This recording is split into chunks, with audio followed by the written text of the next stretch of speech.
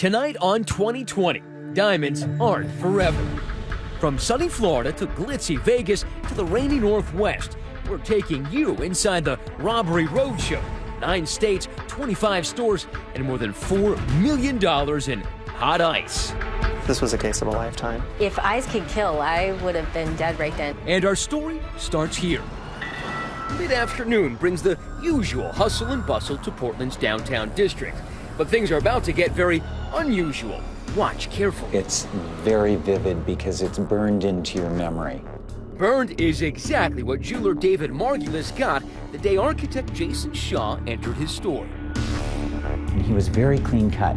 He was wearing a nice shirt and tie and jacket. Like we're dressed.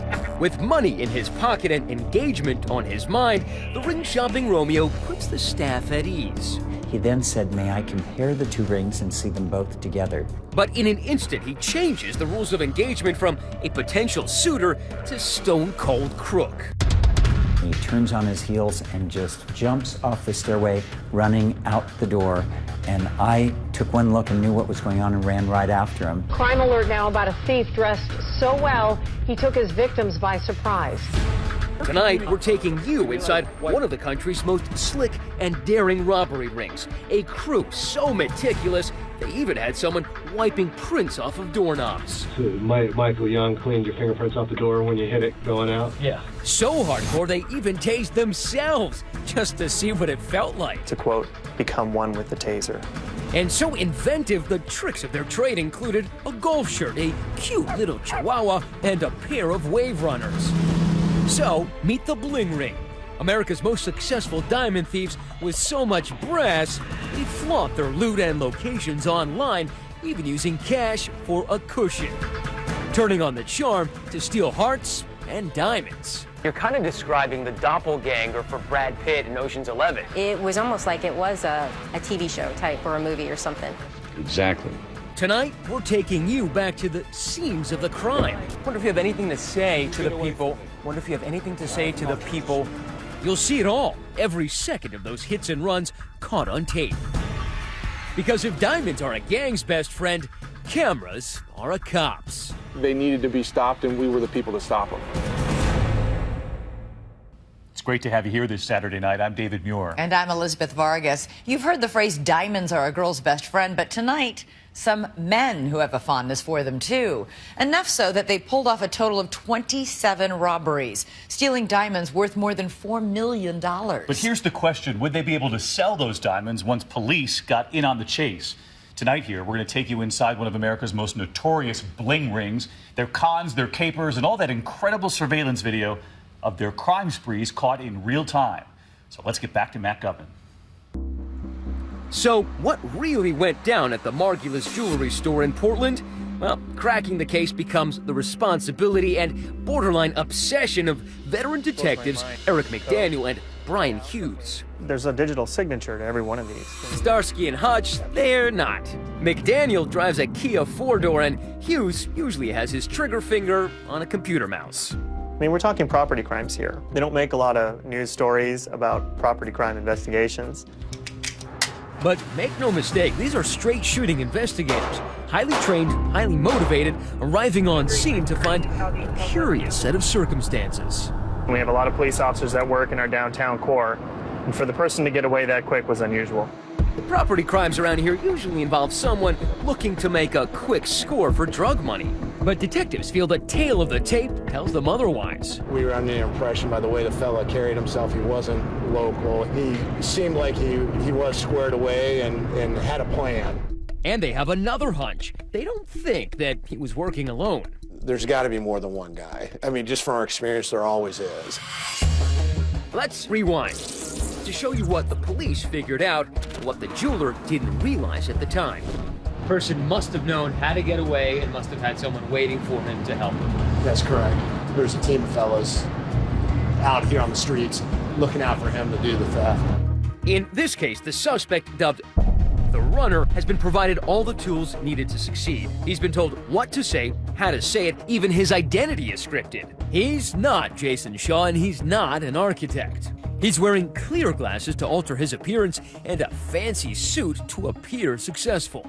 All of it provided by a man sitting outside, orchestrating the entire event. He's called the risk reducer, and he communicates through a disposable cell phone. He pre-planned everything to a point where the risks were reduced and the likelihood of them getting caught was zero. The second in command is also parked nearby. He's called the hero stopper. The person that stops the hero is going to have some pepper spray on them or something to try to incapacitate the good citizen trying to stop the thief. Around the block, waiting for his cue with the engine running, is another guy. The getaway driver is getting into place. He's driving a white Dodge minivan stolen specifically for this job. You steal a car, it was never registered to you, there's nothing on paper showing you put money down for it, and that way you can just leave it. So there was a risk there, but I think it was a smart one. When the runner makes his move and exits store left, it's not a random choice. The risk reducer has mapped out every step of the escape route. That's the jewelry store right there. This is Broadway. He hooks a left into the Pacific Center that has one very important feature. The runner ducks into a nearby office building called the Pacific Center because he doesn't want to be at the center of attention. He comes barreling down these stairs, races across the tile, and hits those revolving doors with a full head of steam. And that's this exit through the building on Southwest 6th Street. Now, there's a minivan waiting right here. Its doors open, and they drive away with $147,000 worth of diamonds. It was very successful, but I do have to give the guys credit. But wait, there's more. The runner alerts the risk reducer of a mistake during the heist. He left fingerprints on the front door. And look at this. True to his title, the risk reducer returns to the store during all the confusion and wipes the prints off the door. Meanwhile, the getaway driver steers that Dodge minivan south toward Salem, where it's abandoned. Now everyone piles into a pickup truck known as the wash vehicle. This truck is not a stolen vehicle and has never been used in a crime, providing everyone inside with an added layer of protection. I think that they were very confident in their level of planning and their skills and abilities. But who are these guys? Nobody seems to know, and at this point the detectives are still playing catch-up. They get the word out to pawn shops in case anyone attempts to sell the rings, and they run down a host of dead ends. There were other tips that came in that I had to follow up on. They didn't seem promising. Hughes and McDaniel suspect this isn't the work of a local crew. These kinds of crimes are not real common here in the Portland metropolitan area. I had been a property crime investigator for some time and was familiar with the crime trends in Oregon, and that was unique for this state. And whoever the so-called Jason Shaw really is, he hasn't stuck around to find out how the story ends. With all the cameras, we had a very clear view of him. However, it was a cold trail because he left the city. Maybe, but it doesn't look like he and his crew went far. Another robbery goes down about 10 miles outside of Portland. It has happened again and again. It is caught on camera. A bold diamond theft, this one in Lake Oswego. This time, the runner's bundled up in hat and gloves with a warm heart for his girlfriend. He said that his girlfriend loved one of the necklaces that was in the window and asked to see it. As the salesperson goes to get that necklace, he turns his attention to a safe in the back. As you see, he's not just a runner, but a high hurdler, hopping over the counter, swiping a total of 5 different diamonds, and back out the front door. For a moment, I was just stunned, and I said to him, "No, you don't." Oh, yes, he does. Still, no arrests and only headaches. Weeks pass, then one day the phone rings. It's a call that'll turn this case and the lives of our 2 detectives upside down. We knew this is going to be something that we're never going to get to experience again in our lives as far as an investigation. This was a case of a lifetime. Coming up, a jailbird sings. But how does he know how the gang operates? It's pretty much a cakewalk. I mean, okay, it's a monkey to do it. And detectives quickly learn they're pursuing not one, but a trail of robberies with the bling ring signature moves. It does get real big. Stay with us.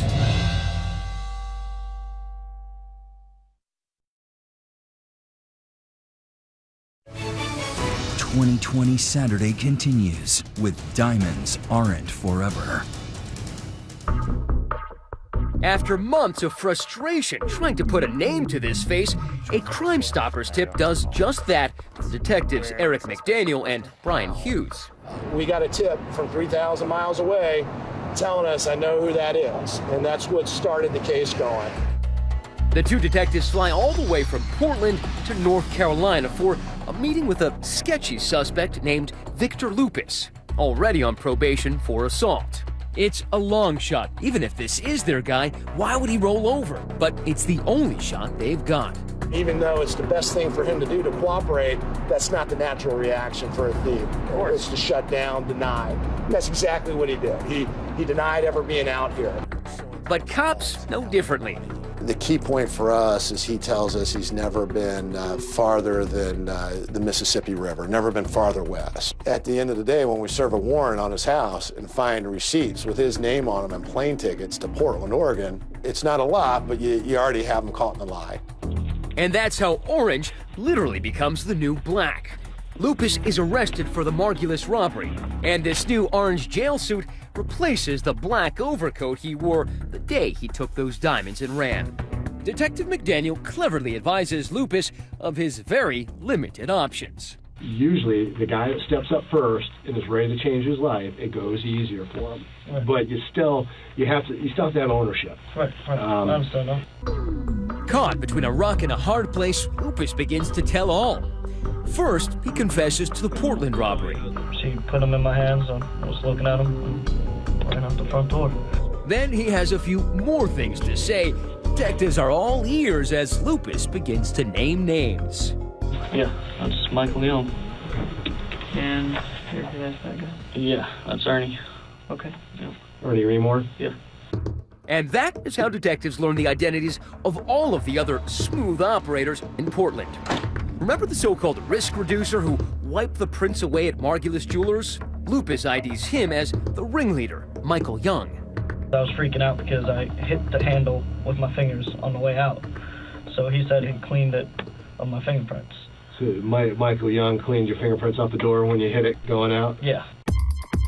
Who's Michael Young? An ex-con who rules with an iron fist. He implies he's part of a crime family and threatens retaliation with those who dare to cross him. Young was also a master manipulator who lured in new recruits like the Pied Piper. They were living in the nice houses with the bikes, cars, money, promising us the world. If Michael Young is the CEO, his right-hand man, Ernest Remore, is his CLO, Chief Larceny Officer. The pair, both in their 30s, had tried and failed to steal diamonds before and spent some time in prison for their efforts. This time around, they've taken a more hands-off approach. One of their ideas is Michael Young and Ernest Remore are going to take themselves out of the actual active role of doing the thefts and stand back and pull the strings. That business plan opened up entry-level positions for younger guys like Lupus. I think he was just living a little bit too much of the party life and wanted the quick money. And others like Trey Adams. He could never bring himself to do the actual theft of the diamonds, but his big role was to steal cars, usually minivans, and be the getaway driver. And Jack Cannon, a runner extraordinaire, a man born to steal diamonds. When it comes to stealing hearts, he gives all new meaning to unpolished. We couldn't find one person in the world, let alone from his family, that likes him, because he's a manipulator and only cares about himself. There's a website dedicated to Jack Cannon about all the girls that hate him. One of the benefits promised to new recruits at Michael Young Inc. is a company guarantee. If anything goes wrong, you'll be taken care of. We'll bail you out. We'll take care of your family. We'll buy you a lawyer. But Lupus finds out the hard way there's no honor among thieves. He's left to rot in jail. So Lupus, feeling double-crossed, begins spinning a tale from the usual suspects. All he's missing is Kevin Spacey's limp. All right, you all know the drill.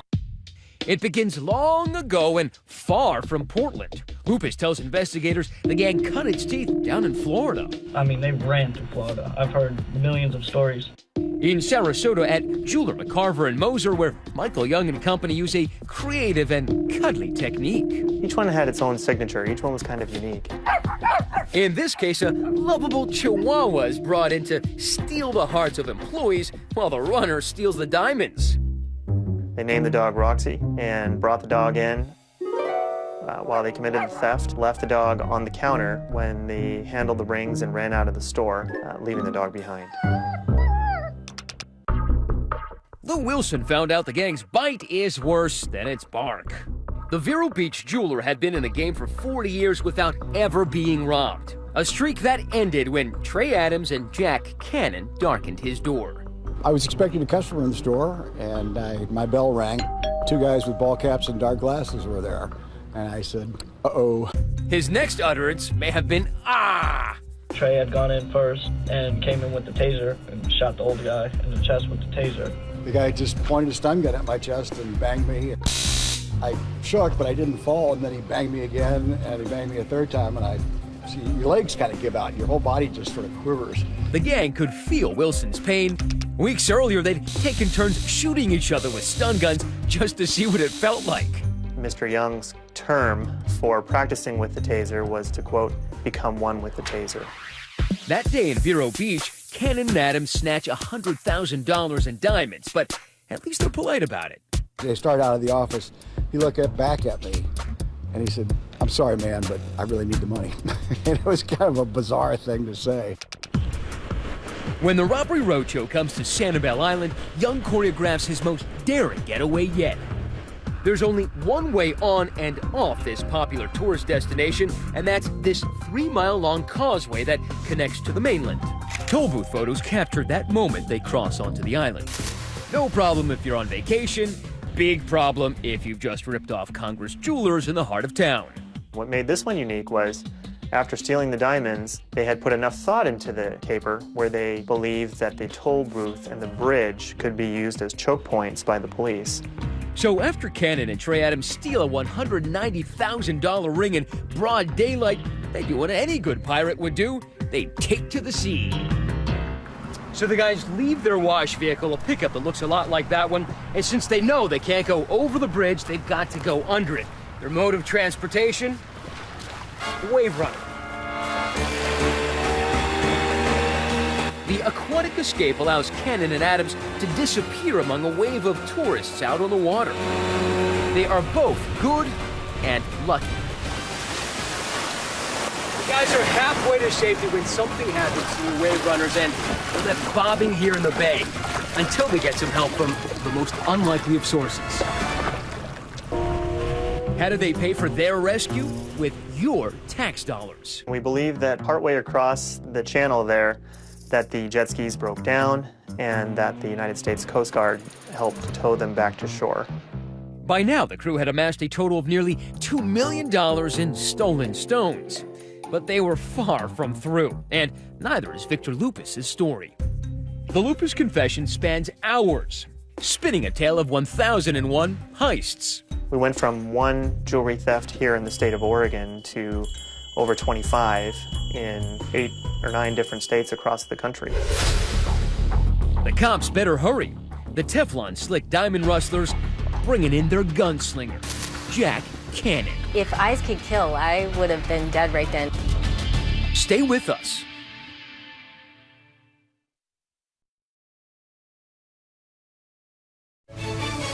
We continue now with more of 2020's Diamonds Aren't Forever.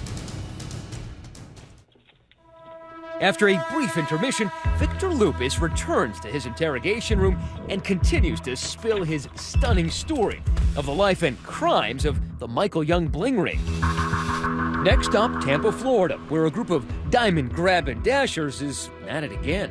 What was the biggest crime that you had worked on in terms of the amount stolen? I believe close to $320,000 in just the 2 diamond rings. Detective Melinda Ruiz crosses path with the crew after a local robbery here at King Jewelers. The runner here has to escape the store and run through a mall. And once again, Jack Cannon is up to running that gauntlet. Dangerous and now suddenly dapper. He was dressed up, suit and tie. He drew attention to himself in that the one that was able to identify him thought he was attractive. The veteran detective says Cannon's look is altered thanks to Michael Young's girlfriend, Terry Miller, who dyes Cannon's hair blonde. You're kind of describing the doppelganger for Brad Pitt in Ocean's 11. Right. The guy in a snazzy suit, blonde hair, designer sunglasses. Yeah, it's completely set apart from all the other cases that I had experienced up to that point. Sure, he may have the look, but today Cannon's game is off. For starters, he's carrying a gun in his waistband, a departure for a gang that usually arms itself only with running shoes. Then when Cannon asks to examine these 2 diamond rings, he weirds out the woman at the counter. And she notices this guy is extremely nervous, and she says at that point, "No, I'm not going to give it to you." So she then sees the gun that's in his waistband. Cannon's not leaving without the loot. He grabs for the ice, a struggle ensues.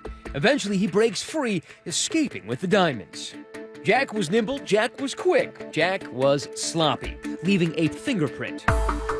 It was awesome. Jack Cannon, right Yeah, away. Jack Cannon right away.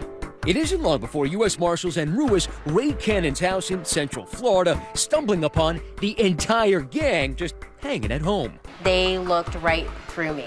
If eyes could kill, I would have been dead right then. All are interviewed, but only Cannon is charged in the robbery. He's going to court for a jewelry store armed robbery. At that point, we had no idea that this was anywhere near the level that it was, and we didn't know what their involvement was. Cannon makes bond and, surprise, surprise, fails to show up for future court appearances. He had taken off, went across the country, and continued to operate in the robbery pattern that he had done here. If you think getting arrested for armed robbery would change a man, you don't know Jack. Was he a dangerous guy? I'm not a psychologist or anything, but sociopathic is what instantly hit my head when I was talking to him. So not just a loose cannon, but also had a screw loose. Yeah. And just like that, they're gone, leaving Florida on a cross-country crime spree, which brings them, after 4 more capers, to Portland. And the robbery of the Margulis jewelers we told you about before. By now, Victor Lupus has joined them and is filling in for Jack Cannon as the runner. But it'll be months until Portland detectives McDaniel and Hughes will get the tip that leads them to Lupus. We don't know. And while they're scratching their heads, Young and company hit that other Oregon store and 2 more jewelers in California. Then they start planning their biggest score yet. It's Vegas, baby! And the staffers of Michael Young Inc. trickle into town. Terry Miller arrives first, then Ernest Remore, followed by Jack Cannon. They call Victor Lupus to join the party, but he declines. He fears the group has become increasingly violent, and with 2 kids to think of, he decides to go straight. I didn't want anything to do with them. You know, I was fine. You know, I was back working. Then they were talking about they were in Las Vegas, and they kept trying to get me to come back to work with them. But Michael Young isn't about to let Lupus's defection spoil the fun. His eyes remain on the prize, a high-profile shop called the Jewelers of Las Vegas with a high-profile TV ad. The Jewelers of Las Vegas, Nevada's most trusted jeweler, your jeweler since 1976. The jeweler caters to Vegas and Hollywood royalty, supplying the bling for major films, including Casino. There we go. Beautiful. But on this day, they find themselves catering to Jack Cannon. What's memorable about Jack Cannon is his demeanor and the way he talks to people. That's what people most remember about him. Aaron Lee is a Vegas detective who says Jack Cannon should feel right at home in Sin City. This was a classic con man. He did everything right to make people feel comfortable when he went in the store. Cannon is shown here scouting the store for the first time. Weeks later, he's back with a wave, a smile, and nerves of steel. He was very well dressed, very well mannered, and he came across like average Joe citizen. 6 diamonds come out of the safe and arrive at the counter. Cannon repeatedly wipes his hand on his sweater to keep it free of moisture. In this line of work, sticky fingers are needed, not sweaty fingers. And in an instant, $500,000 in diamonds and 1 Jack Cannon vanish out the door. It's Detective Lee's job to find him. At times as a detective, you have to put yourself in their shoes. And the greatest question that I found myself asking was, if I were them and I just made $500,000 in less than 5 seconds, why would I stop? Lee gets a tip. I believe it was an insurance investigator said, hey, you may want to talk to Arizona. They had something very similar. In Scottsdale, Arizona, just 2 days after the gang's Vegas score, they're at it again. Although their work is starting to suffer. Watch closely. Jack Cannon is about to grab and dash, but drops $146,000 in diamonds on the floor. Somehow, he thinks the best course of action is to go back and get them. He quickly scoops up both rings while she jumps over the counter in a desperate attempt to catch a thief. For those of you keeping score, it's now thieves, $3.8 million, cops, nothing. When we come back, detectives start connecting the dots and the diamonds, finally tying the bling ring together. I get a phone call. He says, I think you might know some guys that I'm dealing with. But what do they have to do with this place? We're taking you to Philly, city of brotherly love, where things aren't always so brotherly. I wonder if you have anything to say to the people. You want to get that camera open? Are you stupid? Next.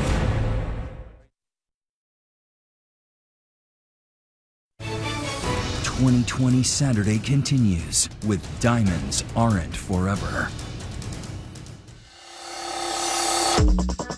The cross-country case of the Michael Young bling ring breaks wide open when Portland detectives Hughes and McDaniel track down Victor Lupus, and he starts singing like Sinatra.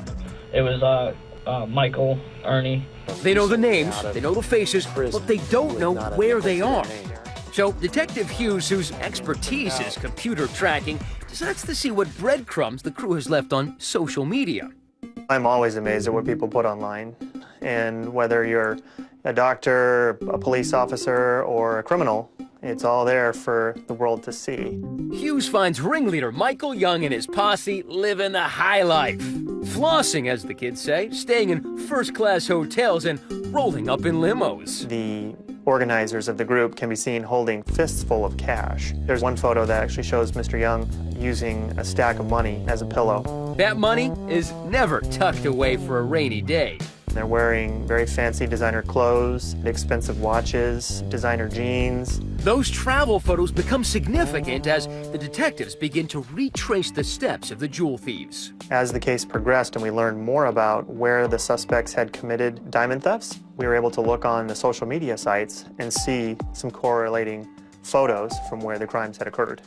Young and his number 2, Eric Remore, love motorcycles, but brand new is not good enough. They send them immediately for high-performance upgrades costing thousands more. They spend it as fast as they make it. That's why they need to keep stealing diamonds. But those diamonds need to be turned into dollars. Federal agents say that after each theft, all of the diamonds and jewelry were sold in Pennsylvania. But how do they turn that bling into Benjamins? Welcome to Jewelers Row in Philadelphia. It's the oldest diamond district in America and home to more than 300 retailers. Most of them honest, a few not so much.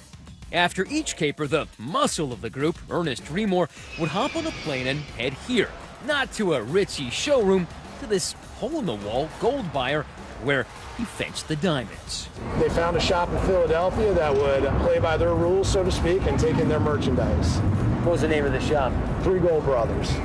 This is 3 Gold Brothers, and one of its employees is the tarnished Eric Janowski, seen here on his MySpace profile page. He was buying the hot diamonds for cold, hard cash. We staked out 3 Gold Brothers, and when that chauffeured white Rover pulls up... I'm Matt Gutman from ABC News. The welcome there, anything but golden. Wonder if you have anything to say. Investigators believe millions of dollars worth of diamonds were fenced in this basement business.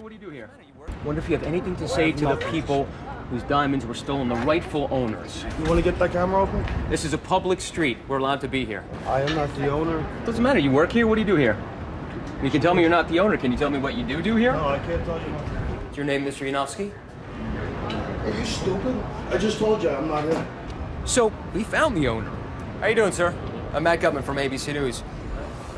Wondering why stolen diamonds were bought and sold from this store. What do you have anything to say about that? No comment. No comment?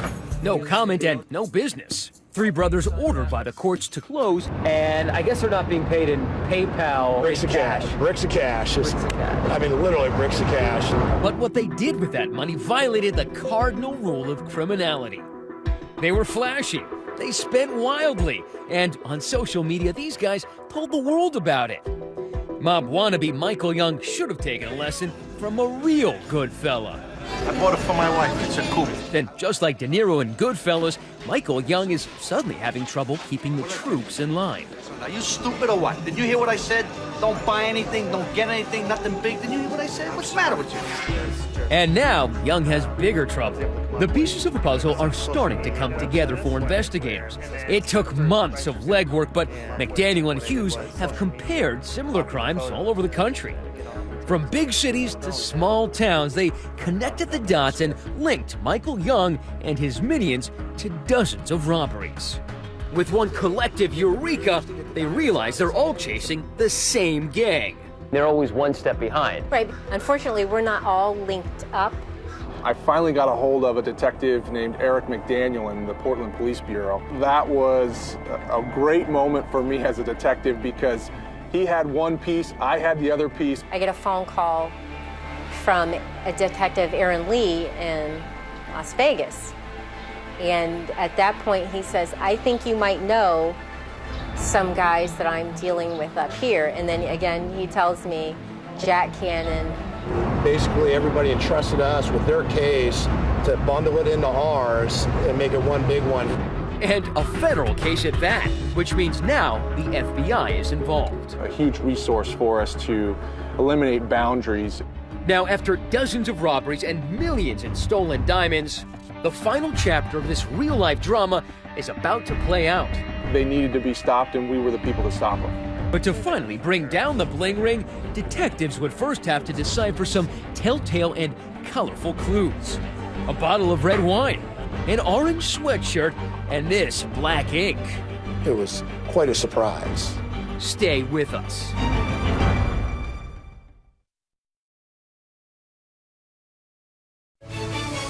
We continue now with more of 2020's Diamonds Aren't Forever.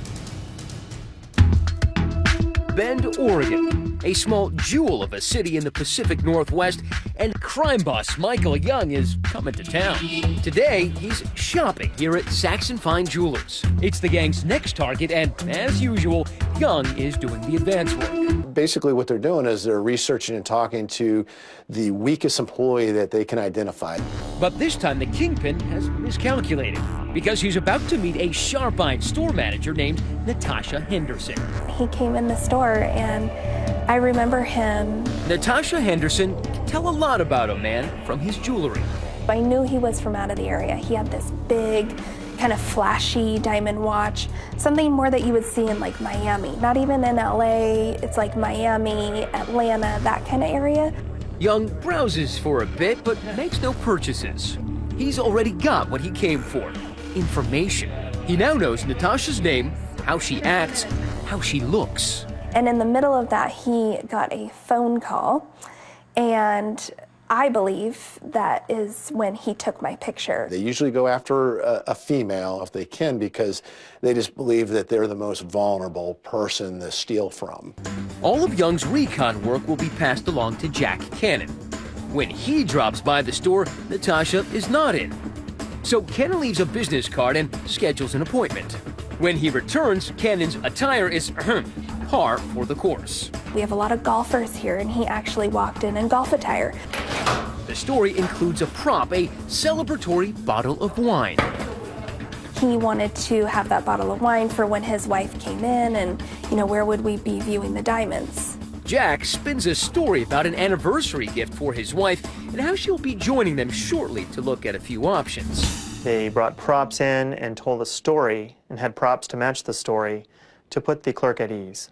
With everyone's guard down, Gentleman Jack makes his play. He kind of ushered me in front of him, which oftentimes gentlemen do, and I had the diamonds kind of tucked right here, and he reached over my shoulder, pulled on them, I pulled back, and we kind of struggled, and I kind of realized what was happening. As usual, the last thing the victim sees is Jack Cannon diving into a Dodge minivan with their diamonds. In this case, $150,000 worth. I mean, the FBI have said it over and over again. They were hot on their tail, but they just couldn't quite get there. But it is here in Oregon that investigators catch enough clues to tighten the noose. First, that bottle of wine. They found a fingerprint on the wine bottle. That's where he went wrong. It's got Jack Cannon's fingerprints on it, and this time, there's no risk reducer to wipe them off. Investigators dig for more. Jack Cannon walked into a grocery store, and we actually have surveillance photos of Mr. Cannon walking out of that store with a bottle of wine in hand. The photo highlights Cannon's love of tattoos. He is a walking canvas of ink-stained anger featuring flames and a death cross. In this case, Mr. Cannon walked into the store wearing a short-sleeved shirt, and his tattoos are plainly obvious. This case marks the first time Cannon's missteps will impact his cohorts. Remember the business card he left behind? The number on the card is for a prepaid cell phone purchased at this retail store a few weeks earlier. The phones had been shipped to a small grocery chain that only operates 2 locations here in Oregon. Detectives review that store's footage. I have some screen captures from that surveillance footage that show a particular individual buying those throwaway phones. Hughes, who has spent the better part of a year curating social media images of the gang, recognizes the man instantly. The person that bought the phones at the stores is Ernest Remore. When he's purchasing the phones, he's wearing a unique orange-colored hooded sweatshirt. The photo is significant not just for who is wearing it, but where he's wearing it. That was in a photo taken of him on the Santiam Pass, which is a scenic area where the theft was. So Cannon is linked to Remore, and now Remore will be linked to Michael Young. And at that time, Ernest Remore and his partner Michael Young were living together in the same house. Search warrants are obtained, and a visit is paid to a quiet cul-de-sac in Salem, Oregon.